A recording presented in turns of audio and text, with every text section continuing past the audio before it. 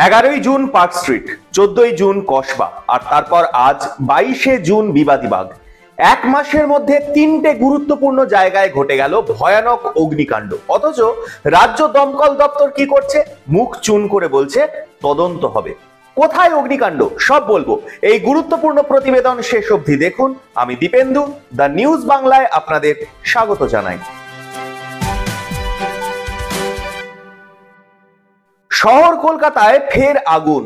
কাক ভরে গার্স্টিন প্লেসে ভয়াবহ আগুন।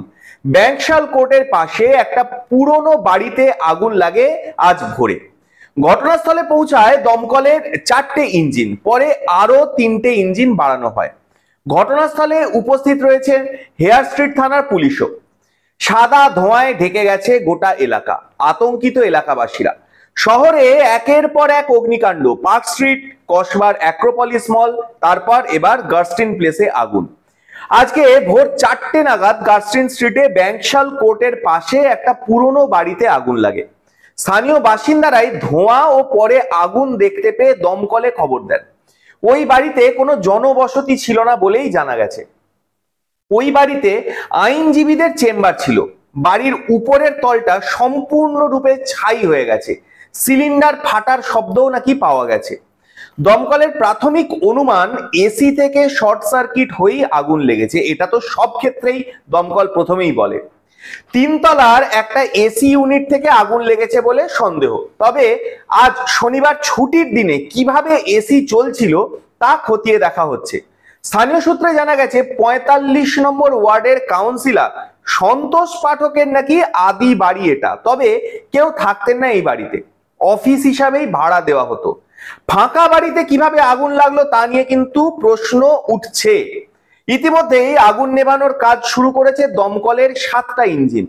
আশেপাশের বাড়িতে যাতে আগুন ছড়িয়ে না পড়ে সেই চেষ্টাই করা হচ্ছে। তবে পুরনো বাড়ি হওয়ায় দেওয়াল ভেঙে পড়ার আশঙ্কাও রয়েছে। অগ্নিকাণ্ড কেন্দ্র করে আতঙ্ক ছড়িয়েছে স্থানীয় বাসিন্দাদের মনে। কিন্তু এত যে আগুন লাগছে এই মাসের মধ্যে, এই এক মাসের মধ্যে 3টে বড় বড় জায়গায় আগুন লাগলো। পশ্চিমবঙ্গের অগ্নি নির্বাপন দপ্তর কি করছে? প্রত্যেক জায়গায় গিয়ে দমকল মন্ত্রী তো বলছে যে তদন্ত হবে। হচ্ছে কি আদৌ?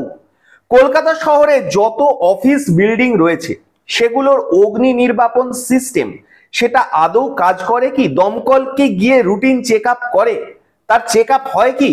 এই বিল্ডিং এই তো রয়েছে বেশ কিছু আইনজীবীর অফিস। তারা তো সবাই বলছে কোনোদিন কোনো চেক আপ হতে নাকি তারা দেখেননি।